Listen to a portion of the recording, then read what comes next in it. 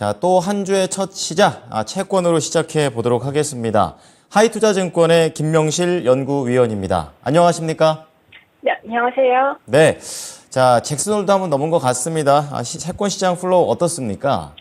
네, 지난주 미국 국채 시장은 여전히 금리가 가파르게 올라가는 모습으로 마무리가 됐습니다. 10년 미국 국채 금리는 지난주 대비 한 1.8bp 정도 하락한 4.23%로 마감을 했지만 2년물 국채 금리는 13bp나 오른 5.08%까지 올라갔습니다.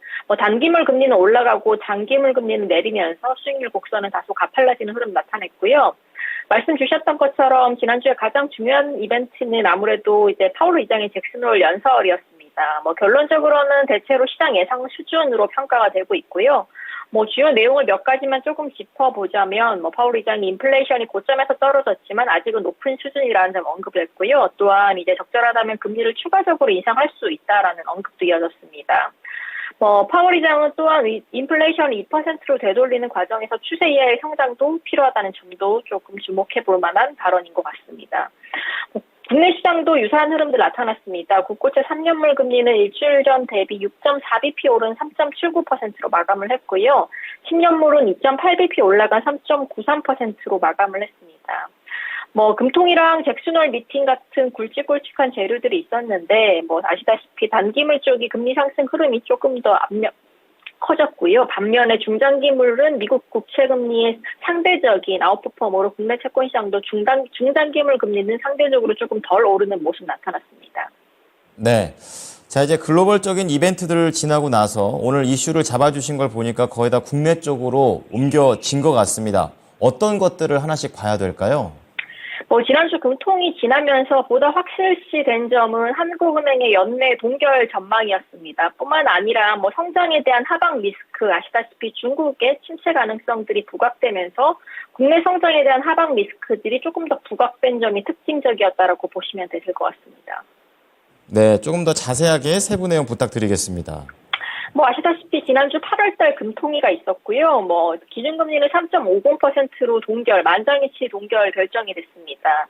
다만 이제 특징적이었던 점은 통방문에서 나타난 한국은행의 경기 판단에 대한 내용이었습니다. 특히나 국내 전망에 대한 내용이 직전 7월달 대비해서는 다소 부정적인 것으로 나타났습니다.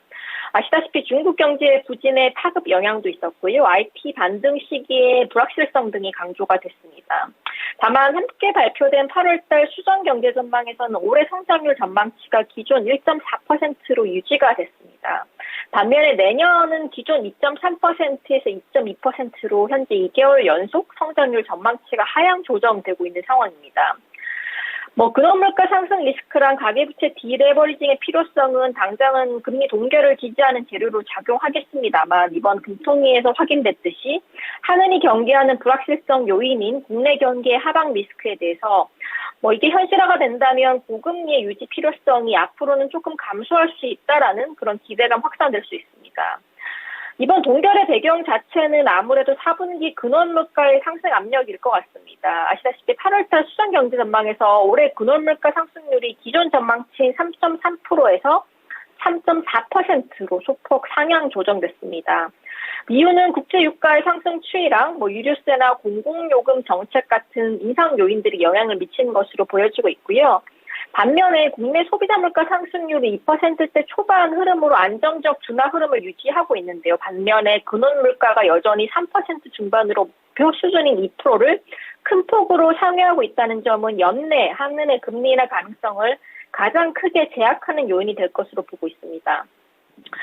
두 번째는 이제 채권 시장에서 가장 걱정했던 부분은 가계부채에 대한 문제입니다. 현재 국내 경제의 가장 큰 이슈 중 하나를 꼽으라면 가계부채의 빠른 증가라고 볼 수 있을 것 같습니다. 지금 소위 말하는 연준의 통화정책이 하이어 포 롱거의 방점이고요. 금리의 절대적인 수준보다는 고금리의 지속에 있기 때문에 고금리가 오랫동안 지속되는 과정에서 여러 부작용이 발생할 수 있는 만큼 가계부채의 높은 증가율은 여전히 한국은행의 고민거리일 것 같습니다. 지금 국내 가계부채 수준은 글로벌 최고 수준입니다. GDP 대비 가계부채 비율은 올해 1분기 기준으로 102.2%고요. 글로벌 평균이 62% 정도 되기 때문에 가계부채의 압박들은 굉장히 심각한 수준이라고 보시면 되실 것 같습니다. 다만 이 부분에 대한 하는 총재의 8월달 공식적인 의견은 여전히 통화정책 같은 거시정책의 개입보다는 우선 규제 같은 미시적 정책의 조정이 더 필요하다라는 입장을 견지를 했습니다. 그만큼 가계부채 부담으로 인해서 향후 중장기적으로 금리 인하를 안 할 소지들은 조금 없지 않을까라는 시각들이고요. 때문에 이런 멘트들이 등장하면서 채권금리의 가파른 하락세가 시연되었다라고 보시면 되실 것 같습니다. 지금 그럼 앞으로 중요한 건 과연 한국은행이 언제 정도의 금리 인하를 단행할 수 있냐라가 포인트가 될 수 있을 것 같습니다. 아시다시피 한은의 기본 성장률 전망 자체는 올해 상반기를 저점으로 하반기부터는 완만하게 개선될 수 있다는 걸 전제로 하고 있습니다. 다만 아시다시피 최근에 중국의 경기 회복세에 대한 불확실성 굉장히 커졌습니다. 그만큼 중국과 밀접도가 높은 국내 경기의 개선 속도 여전히 불확실성 커질 것으로 보여지고 있습니다. 비록 이번 8월달 수정경제 전망에서는 올해 경제 성장률 전망치가 1.4%로 동결이 됐지만 만약에 올해 하반기 내내 중국 침체로 인해서 국내 수출 경기 개선이 계속적으로 지연이 된다면 추후 나올 11월 달 수정 경제 전망에서 성장률이 큰 폭으로 하향 조정될 소식이 크다라고 보고 있습니다. 마지막으로 하반기 재정 지출의 축소 가능성들도 국내 성장에 대한 하방 요인으로 작용할 수 있을 것 같습니다. 아시다시피 올해 최대 한 80조 정도 세수 결손이 날 가능성 크다라고 보고 있습니다. 결국에는 정부 지출을 줄일 수밖에 없는 상황일 것 같고요. 이로 인해서 하반기 정부의 소비나 투자 지출 축소가 불가피해진다면 이런 부분들도 일종의 성장의 하방 요인으로 다가올 수 있을 것 같고요. 이런 부분들이 작용을 해서 빠르면 내년 2분기 정도의 금리 인하에 대한 컨센서스가 조금 더 공고해질 것으로 보고 있습니다. 네. 자, 향후 금리와 관련된 힌트들을 모아 주셨습니다. 자, 마지막으로 주간 채권 전략 들어보겠습니다. 네, 이번 주는 일단 빅 이벤트가 지나갔기 때문에 다소 지난주 대비해서는 금리의 상하방 폭들이 넓지는 않을 것 같습니다. 잭슨홀 이후 금리가 높은 수준에서 장기간 유지되고 또 고금리로 인해서 경제 활동이 둔화될 수 있다라는 시각들이 조금씩 형성 중이고요.